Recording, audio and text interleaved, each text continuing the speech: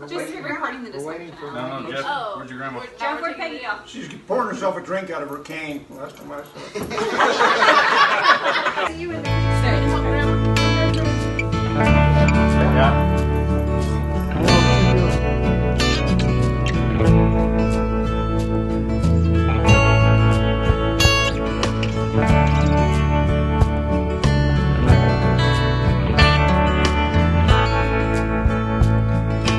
Dear Irene, I wish that you could be here. The apple trees have grown to be so tall. It's been years and tears between our time together. Little children running in the hall. I went looking for the reasons in the darkness. Could I really be that kind of man? And I think that I was taking you for granted. I'm afraid that might be who I am. I came here to explain, but the car broke down again, and I walked home just to falling all to pieces. I guess you never knew the hole I fell into, but it got its teeth in me. We're departing Grandma's house and Jeff's house. He's fixing to clear this place with his feet. Waiting for the hookers to get here. Yeah, easy. I'm filming, Jeff. Easy. I wanted Grandma to drive when I came and picked up her truck just so she could see what the newer trucks feel like. But now I got a trailer back there. But you guys have seen Grandma's truck, the old 97 12 valve I've been working on. No, you're going to drive it out of here. I can get a film of it. But she's towed plenty. She towed a backhoe? You made her tow it back up? All right. Well, she had her Dodge and towed that camper all over the place back when we were younger, so that was bigger than the trailer I bought. So, she doesn't have the keys, so she ain't gonna make it that far. Give her a hell yeah, brother. Everybody, comment below. Give Grandma a thumbs up in the comments. She even got her cool kids glasses on. Then we can go up too. You wanna go up, forward? Tell me when. This is fine. There's a button instead of a key. Push the brake down, and yeah, then. And push that button? Yep. There you go. It's twice the horsepower your old Dodge had. Yeah. What was the other one? Hers is 180, this is 385. Don't do anything dangerous. I feel like I'm sending off two bad kids together. Could be. We're leaving one behind. Go easy. If I yell at you, stop. If Jeff yells at it.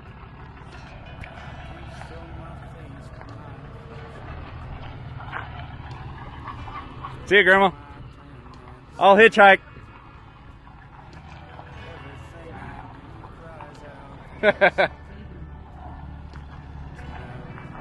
Making her drive. Hey, wait for me. We're about to take off. How we going? See you, Jeff. All the fancy, I guess. Kind of fancy. Why does it keep turning on? You got your turn signal on? Alright, go out there and take her kind of wide so we don't mess up the new trailer. Take a what? Take it wide. On this road, Yeah. I always take it wide.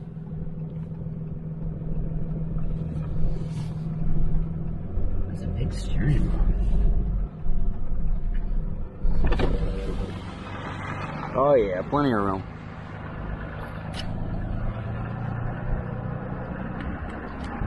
I just have a thing with the big trucks.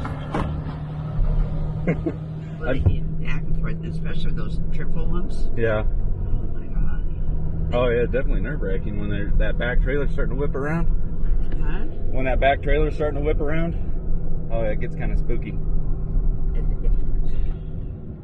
You don't need that. There's a trailer back there. I know it. I can't see anyway. So this will work. Oh, I can get used to this. Definitely not the smoothest road, but They'd fight over who has to patch all the holes. yeah. It's either NDOT in there or NDOT out here. Well, tell me about it. How's it feel? Wonderful. Feels wonderful, huh? Huh? You haven't even put your foot in it yet to see how much power it's got. Yeah, I foot in, then I gotta What's the speed limit through here? What's the speed limit through here? Back there, right here is 70. Oh. Back there, I think, are 55, but back there is 70, 80, whatever they feel like. At one point, you got to put your foot in it just to see it, feel it pull, compared to your old truck. Okay. Oh, it's got so much more than Was that half throttle? I'm on the 60. Yeah. Very quick, 45 to 60 pull. The trailer's hooked up. Yeah. Yeah, the trailer is hooked up. Oh, that's nice. You didn't even know you're going fast. A little bit different than those older trucks, isn't it? It had the slow takeoff. Yeah. Oh, man. That's scary. Roll your window up, would you, so we can hear you. There you go. People are going to hear you talk. They don't want to hear me talk. They hear that enough. You're so tired for so long. He didn't have corona. He didn't have corona. He didn't have COVID. He had something else. Reaction on the whole truck. New truck's a little better than the old gray. Oh, yeah. It's so smooth. You don't even know it's a diesel. It's so Yeah. quiet. That's a good and a bad thing, I'd say. Huh? That's good and bad that you can't tell it's a diesel, but it's for road trips. It's definitely. Well, yeah. It's like, I used to be able to drive that old gray for a long time. Put 300,000 miles on that old truck. Jeez, you saw the speedometer on it? Yeah, I put the original one back in it. 304,000 on it. Oh, shit. Well, we didn't have that much when we brought it down. You didn't check mileage out then, huh? When it's brand new, Uh-huh. would have had like 12. Yeah. Yeah. So, everybody. I'm waiting for Kyle or somebody to make some remark, you know. About that truck? Yeah, that I gave it to you. Oh. I said, well, you got a hobby then. Yeah. Well, they can come talk to me when I tell them how much I put into the thing so far. So Yeah. I don't want to hear it then. All right. Let's see if she broke anything on the trailer.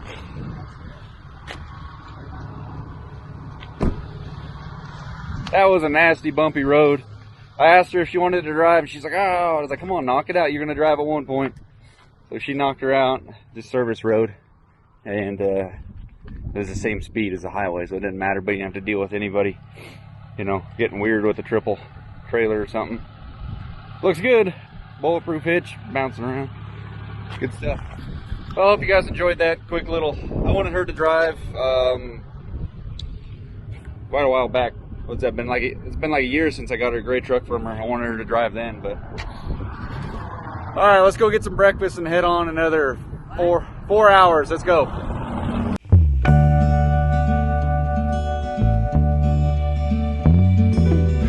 Bolts of lightning pouring rain. Alrighty, folks, I'm going to keep this short and sweet, but I got a couple cool stories I want to throw back and reminisce a little bit on with you guys, because I think Grandma kind of played a little bit of a part in this channel.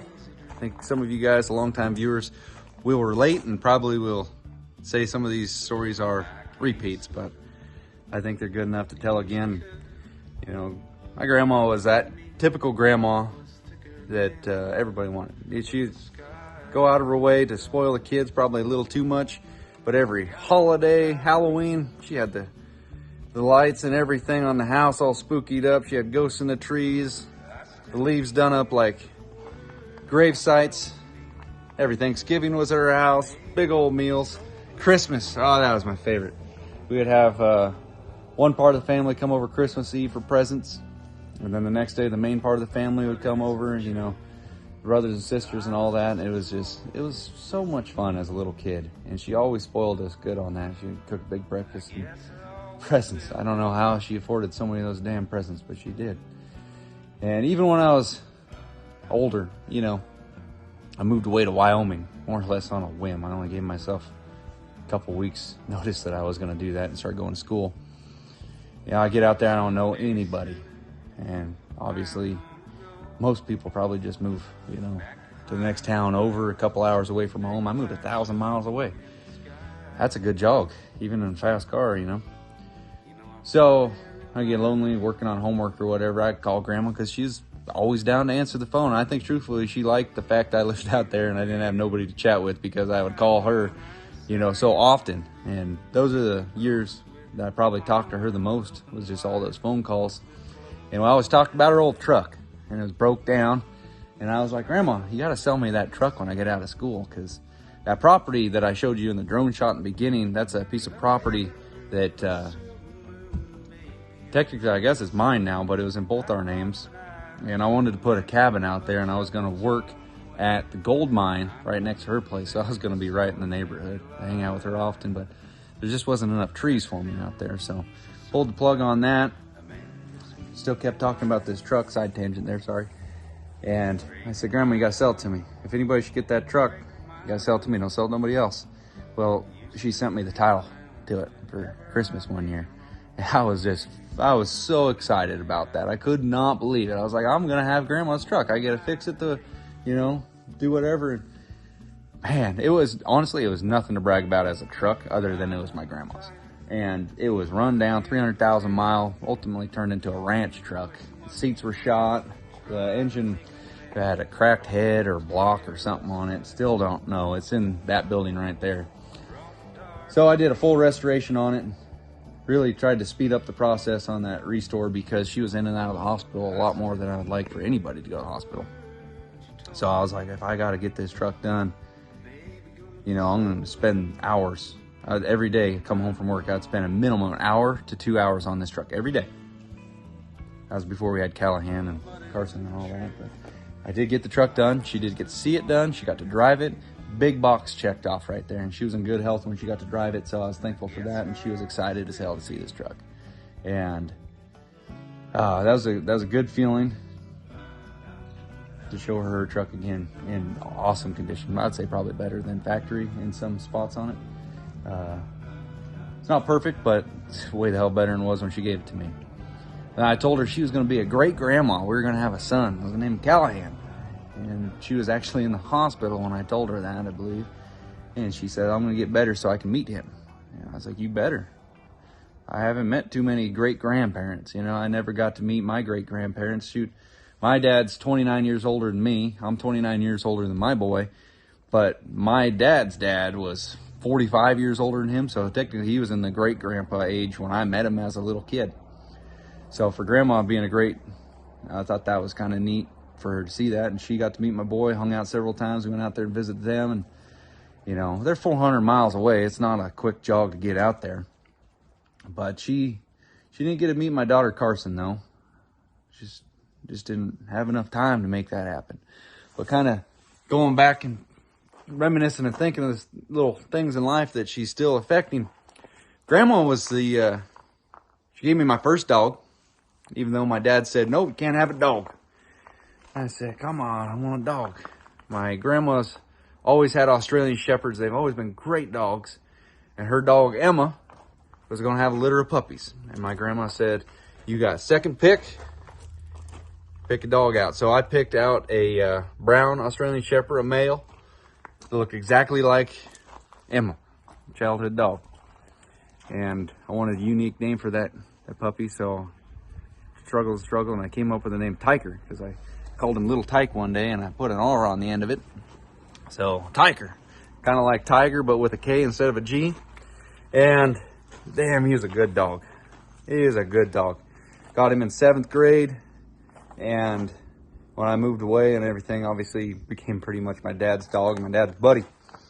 So, I came back from school. Tiger was a little bit older at this point. So I said, we got to get ourselves another pup so that he can give that pup a little bit of his training, just show him the ropes. So that's when we got Boone. And he's actually from the same exact town that I lived in Wyoming. I thought that was pretty cool. So he got to hang out with Tiger for 2 years. Tiger passed away. And that was at the point I realized that dog meant a lot to my dad, a lot to him. For the guy telling me that you can't have a dog, but 14 years later, that dog, you could tell he meant a lot to him. So, found my dad another dog. He wanted a female this time. And I named that dog Emma. Just like my grandma's old dog. So it's kind of one of those, once you start looking down the timeline of it, you're like, that Huh. All right. And this video is going a lot longer than I wanted it to, but like when I was talking the other day to somebody and I said, oh, I got to call my grandma and ask her a question. I mentioned that in the video. Damn, that hit hard. You call. Ain't nobody on the other line now. Weird. Somebody that's always been there. All those phone calls when I was in Wyoming. Damn. But she treated us great. Reminiscing all the good memories. I really hope you guys enjoyed that footage of her driving the dually towing the enclosed trailer, because I spent about 10 hours trying to find that shit. Okay? Thank you guys so much for watching. Comment below any of the stories you heard me tell about Grandma in the past. Some of the ones that you remember and favor. That'd be cool to help me remember some of those, because I think I've shared a lot of them. And also want to touch base on the fact that, yes, her husband did die 2 days after she did. And that was completely,